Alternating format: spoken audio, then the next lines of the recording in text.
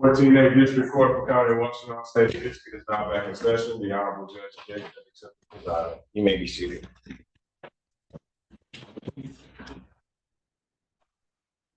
Back out.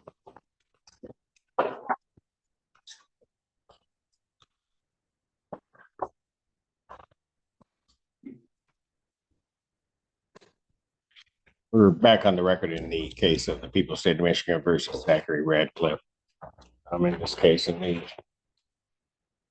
there are, in essence, competing motions regarding the defendant's bond. The defendant is asking that his bond be reduced, and the people are asking to the contrary that his bond be effective, well, not effectively, but denied in this case. The court rule is very clear and very specific in terms of when the court can deny bond to an individual. There's a statutory section which applies to it, as well as a court rule. Specifically, with reference to the court rule, the court may deny bond to a defendant that is charged with criminal sexual conduct in the first degree armed robbery, kidnapping with the intent to extort money or other valuable thing.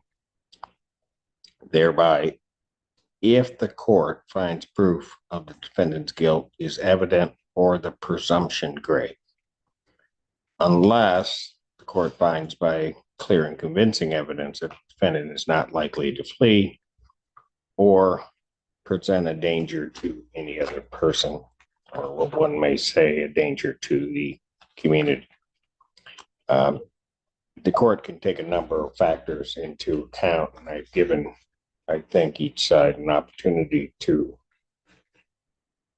respond to the court's inquiry as to what was going to be important in terms of the court's deliberation. People have done, well, both parties have done an excellent job in laying the issues that the court needs to decide before the court. I would say that the people's rendition of the statements and stories, at least the minimal synopsis of the statements and stories of the alleged victims in the case, are indeed compelling to the court. And one of the first inquiries that the court had was, as the court sees the whole thing, what really is a grooming and predatory behavior as you see each of these incidents. The court does take into account also that the defendant's position within the church and access to the youth play a factor in that, as it does in cases where there are children involved and certain behaviors, threats, if you will, enticements, other things can come into play. What is also of note, and something that the prosecutor brought up and I think does bear noting, is that the defendant's bond initially, when the initial charges were filed and the arraignment was set at the $3 million, the current bond that it is set at, did not take into account the additional charges that came forth. So this is really, in essence, the first addressing of bond with the additional charges of the additional individuals. I say that because I want to make it very clear that any change by this court is not based upon it's based upon the motion, not based upon any abuse of discretion by the magistrate in terms of initially setting the $3 million bond. But the rules, in essence, well, defense counsel is correct in pointing out that one looks at an individual's release and their ability to have bond or to be in a position to post bond and not restrict their liberty, except under those limited circumstances. And then it is almost as if and it is up to the people at that point to show that the defendant should be incarcerated. In limited circumstances, that in some ways shifts the burden in looking at certain things shifts. For example, in a crime of treason, violent felony, where the other predicates are met, and then in certain types of cases where there is an analysis of whether guilt is evident or where the presumption is great. Given what this court has heard and the motions that have been filed and the information that has been put before the court does find that there is a great presumption that the people have established a great presumption of the defendant's guilt in this case.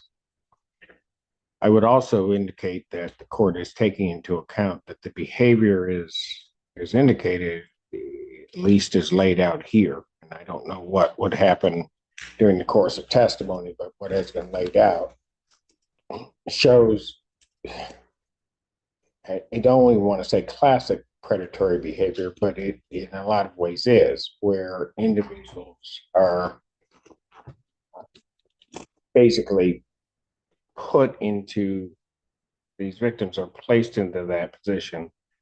Certain threats, either said or unsaid, are then placed upon these individuals, and then these individuals don't come forth. As the proffer indicated, that was put forth by the people.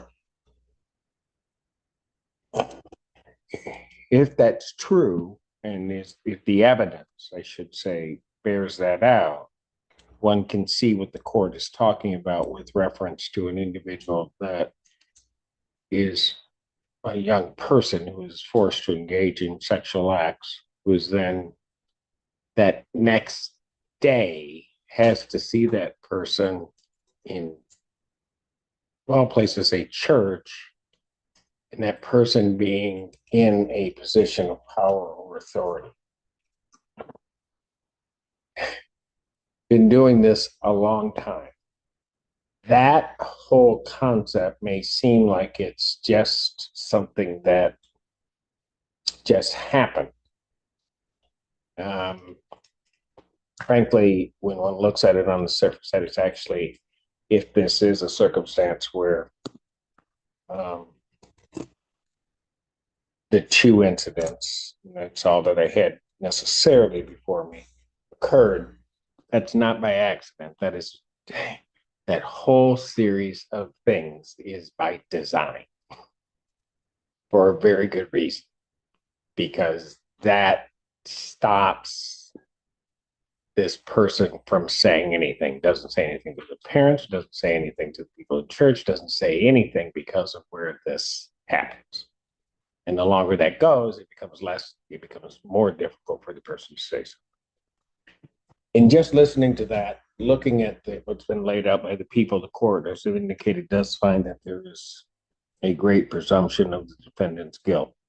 It then shifts to show by a higher standard than normally would be applicable in a bond argument of basically a preponderance of evidence, but it shifts to a clear, convincing standard to show that the defendant is not likely to flee or does not present any danger. And that really does shift, in essence, to the defendant to show that, or at least put forth some evidence to the court where the court could conclude that. This court does not conclude by any stretch of the imagination that the defendant is not likely to flee. The court believes that the defendant is in a position of potentially facing life sentences.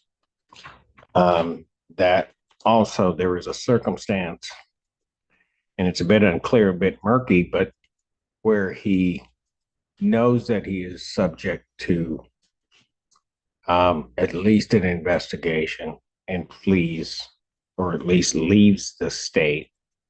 Oddly, where the parents, or those that most likely would know where they are, where he is, don't know. And he is there. Counsel may make a good point that when the very fact that if he were going to flee, that he comes back, under what circumstances and for whatever his reasons are of coming back, I don't know, and maybe that's to be told, but this court views that as something where clearly the defendant has connections in other states that he could flee to. I think that the laying out of the number of victims, not necessarily the numbers, but the number of the acts, make it more likely to this court that the defendant would flee or could flee to that. And the court does believe that he poses a flight risk. I also do believe, because I think it becomes a bit difficult when one is trying to address, does this person pose a danger to another person and or to the community? This court does believe that this defendant, given all of the circumstances that the court now has before it, does pose a danger to the community. I've read all of the letters of support that the defendant does have, and people have good things to say about him. They have good things to say about his family. I make note of one thing that the prosecutor said, and it doesn't seem like it's much, but for this court, it was much, where in talking with Michigan State Police, she either blurts out or says that her son is leading a double life or a separate life. I don't blame her for saying that. I think it may have just been something that she said when she sees everything. And I think that that's true in this case. And so I also think that there isn't, given the magnitude of what the defendant is accused of in this case, that while the court has many tools at its disposal, the court doesn't have the, I don't think, proper tools that would be able to monitor and prevent the defendant from hurting other individuals or engaging in this behavior with other individuals. The only way the court would have to do anything along those lines is certainly to order that, but that doesn't mean that the defendant has to follow it. And then we don't know until somebody else's mental health and or physical health is damaged that it has occurred. And this court is not going to take that risk given the circumstances and what the court is looking at. Taking all of that into account and looking at everything, and now looking at this case with the number of charges, the number of alleged victims, the court does not believe that the $3 million bond, which was initially set, is an appropriate bond, and that under the circumstances, the court now has heard them and now knows the defendant's bond ought and should be denied. And so therefore, I will deny the defendant's motion to reduce bond. I will grant the people's motion to deny bond. Defendant's bond is denied. We are also set. Go ahead. Thank you. We are also set for PCC. Are we ready to proceed to the next stage in this matter, or where are we? Judge, I was going to ask court, will you do a written motion on that order that you just made? You mean a written order? Yes, sir. I usually do not prepare a written order. If you'd like to prepare one, you may, and I look at it and sign it. But I mean, in terms of there'll be a written order denying his bond. But No, I understand. I just wanted your written findings in the order that you put on the record. I'm going to let the record stand. If you want to draft an order, counsel, I will be more than happy to look at it and sign an order if it's appropriate.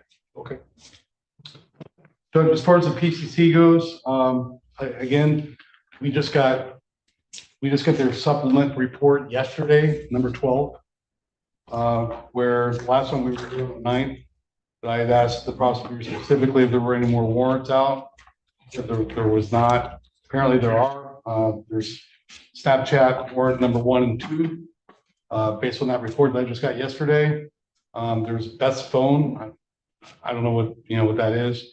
And then she's got also on there that the MacBook Pro, the black MacBook, and another phone. Apparently they're still doing some forensic stuff on that.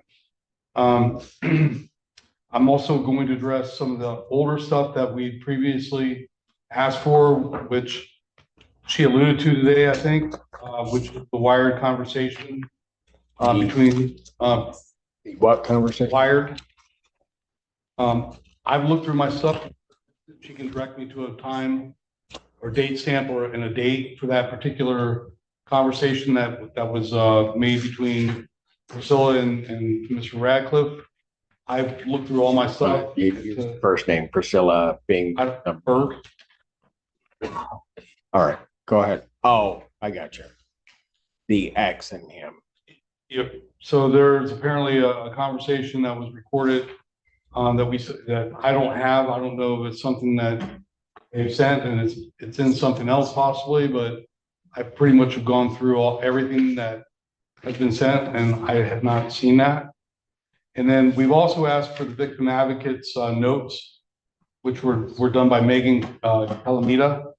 Whether they're exculpatory or inculpatory, it doesn't matter. We're entitled to them, and we have a right to those notes. If any of the victims made statements to the victim advocate, I would ask for those notes. And I previously asked for that information. So what I have here is I have two things: the wired communication and victims advocates notes. Is what you're. Those two things, but also, Your Honor, are we going to get Snapchat warrants? That I thought warrants were no longer in play, but again, we just got the sub report 12 yesterday, which says that these are outstanding. The Snapchat warrant 1 and 2. So I didn't think that there was any more warrants out there for material. If they are, that's fine. I just, I thought that we had already answered those questions. Mr. Adams. We would ask that a preliminary exam date be set. I believe that we'll need a separate date because of the number of witnesses and the length of time that it will take. So I would request that it not be set on a Tuesday with other exams because of the number of victims that are set that will be testifying, I should say. The recording should have been sent, and I'll confirm with our discovery clerk if it went evidence.com or if it's something that counsel needs to pick up, but it is item 22. The recorded conversation between the defendant and one of the witnesses. So he should have that, and I'll double check. And the so you believe what's been referred to as the wired communication has been sent? It should be. I don't know if it went on evidence.com. It's listed as item 22, so I have to check with Ms. Warnick because she sends everything out. I don't know if it was mailed on a DVD, but that should have already been gone to. Okay. That's it. I don't believe, I don't have, and I don't believe that the victim advocate's notes are discoverable. So I would ask for some authority on that. I don't know how they would be relevant. I don't know how they would be discoverable either. Do you have anything on that? I don't have. I think I may have something, Your Honor, that I can forward. I can file something as a supplement. That's fine. I mean, on first blush, I almost look at it as though it would be getting an attorney's office personnel notes regarding conversations that they have with clients. And it would seem to me on first blush, I'll give you an opportunity to get something to me, that that's going to be privileged information and that wouldn't be released. So subject to getting anything else, that's going to be my ruling, that those notes that with regard to victims from the victims advocates would be privileged communications because of their contact with the prosecutor's office and their work with work product, which may be part of the prosecutor's office. So that's the theory that I'm operating, but certainly counsel, feel free to file whatever is necessary. I was a bit confusing at the last hearing because I wasn't sure what warrants we were talking about. But I guess counsel has just received another No, report. supplement 12 is not a warrant. Supplement 12 is an interview with a witness about a conversation. Supplement 12, January 13th, 2025. A witness called to talk about disturbing comments that the defense father made. That's supplement 12. It has a journal, but it's barely a page long. Oh, hold on, That I'm not, report was sent over. hold it, because I want to make sure we're talking about the same thing. Because when I listened to Mr. Thomas, it sounds to me like you were saying there was a warrant out. Information came back from that warrant. And created a report. Forensic analysis of the defendant's devices. I don't know the time limit on that. If we don't have passcodes, we could. No, I get that, but I want to make sure, folks, that in regard to number 12, that we're talking about the same thing. Because as I understand what Mr. Thomas is saying, and correct me if I'm wrong, Mr. Thomas, it seems to me he's saying that there was a warrant that was out, that warrant netted certain information that then was placed into some supplemental report, which was just produced. Right. I think it's at the end of 12. I looked at it briefly. I know it said something about the Snapchat warrants were out. It's I think toward the end. So the supplement 12 is maybe 2 paragraphs. It's a witness that called to talk about some disturbing comments that the defendant's father made at 125. Status open, the case is open, pending the CCU's forensic analysis of the defendant's devices. There is something they're trying to pull off Beth's phone and search warrants for Snapchat 1 and 2. So those are outstanding things that the police department is waiting on, if you will. Got it. Okay, so that's how I get to the Snapchat. The best. Okay. Now I think I understand. The search warrants have been served and we're waiting on the return. Waiting on the returns. Got it. Okay. Now I think I understand. So there was a report generated. At the end of that report, it just lists what else is out there that everybody's waiting on. Correct. And that's where the snap. Okay. Now I see where we are. So do we have any indication of when that might happen? I thought that's what you were going to say. Okay.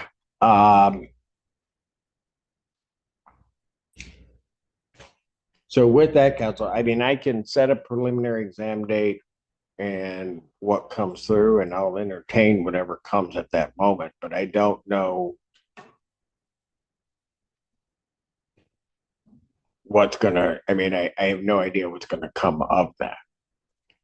But what's your preference in terms of? I mean, I'm fine, Judge. I think that, I mean, what I don't want is to get hit at the last second with a piece of evidence that we didn't get a chance to look at or to scrutinize, or, obviously you would understand that.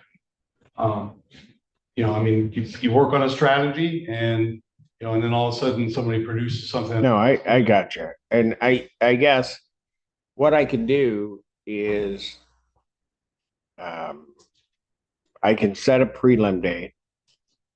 I can then indicate that if something is there, then certainly I would allow you to make that argument where it would cause a problem for you, and I'll deal with it how I have to deal with it. But I think at this point we have to move this case along.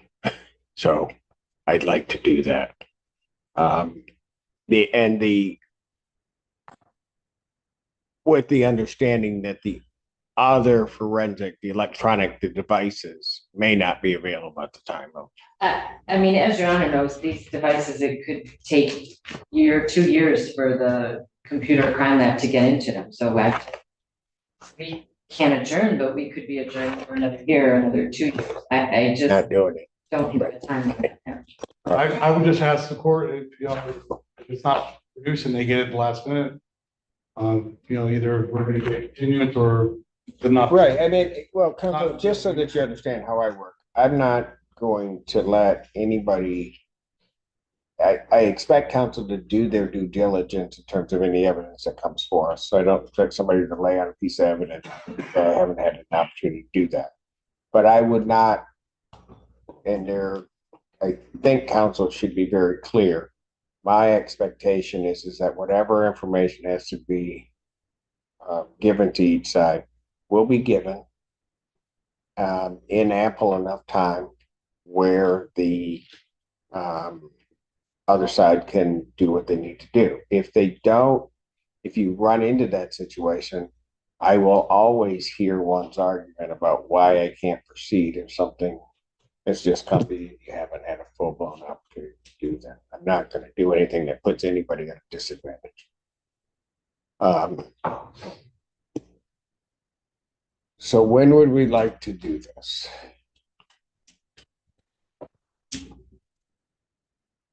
Do you have certain days that apparently you do them on Tuesdays, right?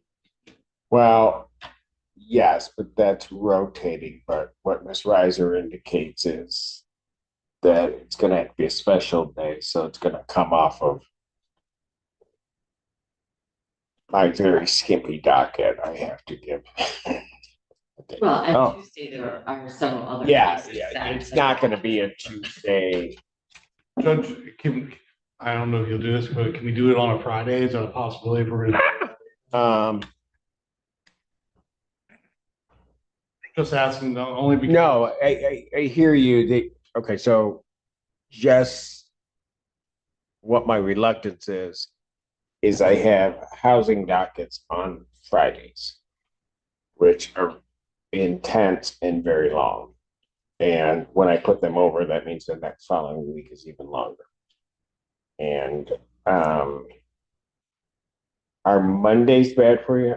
Or Just like any other lawyer, I mean, that's, I'm gonna have to make sure that I get everything cleared off my docket, on a Monday. But I'm not overly worried about it, Judge, but. okay. Mondays work better for the court. I can tell you that. Ms. Reiser, what about Mondays regarding you? I could find a Monday. All right. So if we work with Mondays, why is this that? This is a trial. That was the suit. You like the 20th? Trials in the morning. Do we have anything set? February 24th? Oh, February? Think of something else.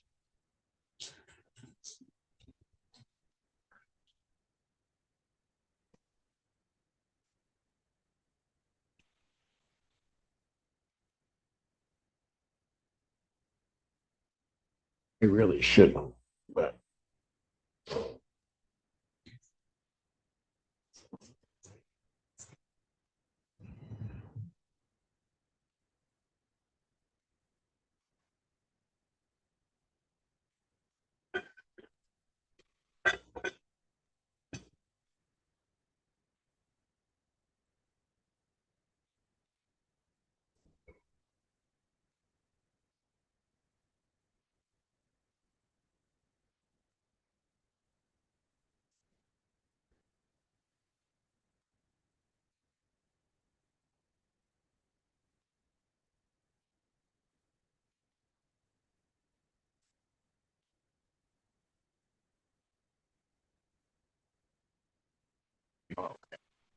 Just- That's, yeah, okay. So I have available Mondays. I have February 24th, March 3rd, or the 10th, and whatever day I'll just clear out whatever else I have.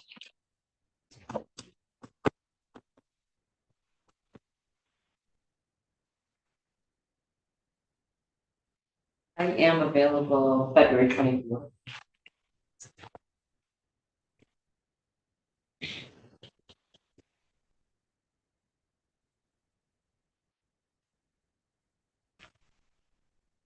The 24th. That work for you? Okay.